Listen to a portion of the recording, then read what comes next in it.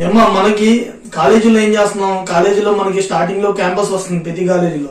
Campus రాగానే మనం చిన్న కంపెనీ ఏం వెళ్తాంలే, చిన్న కంపెనీగా ఇంకో మంచి కంపెనీలు వస్తాయి. సో కాలేజ్ క్యాంపస్ లోనే మనం 1 year ఆగిపోయి ఇంకా వస్తాయని కూర్చుంటున్నాం. అక్కడ ఏమవుతుంది, ఇయర్ గ్యాప్ వస్తుంది. సో ఇయర్ గ్యాప్ అనేది వచ్చినప్పుడు ఏమవుతుంది, ఏదైనా పెద్ద కంపెనీకి వెళ్ళినప్పుడు మనకేంటి ఇయర్ గ్యాప్ ఎందుకు వచ్చిందని అడుగుతాడు. సో మీరేం చేయాలంటే ఏ జాబ్ వచ్చినా ఇనీషియల్ గా కాలేజ్ క్యాంపస్ నుంచి వెళ్ళిపోయిన తర్వాత ఏం చేయాలన్నమాట, ఆ తర్వాత మీరు వేరే కంపెనీ జాబులను మీరు ట్రై చేస్తూ ఉండాలి. సో అప్పుడు ఏమైతే మనకి ఇయర్ గ్యాప్ ఉండదు.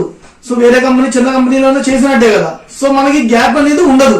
సో గ్యాప్ లేనప్పుడు ఏమవుతుంది, మనం కంటిన్యూస్ గా మనం చదువు అయిన తర్వాత జాబ్ లో వెళ్ళినట్టే లెక్క. సో మనకి గ్యాప్ వచ్చే వరకు ఏమవుతుంది, సో కంపెనీ ప్రిఫర్ చేయవమ్మా, అంత ఎక్కువ గ్యాప్ వచ్చినా ప్రిఫర్ చేయవు.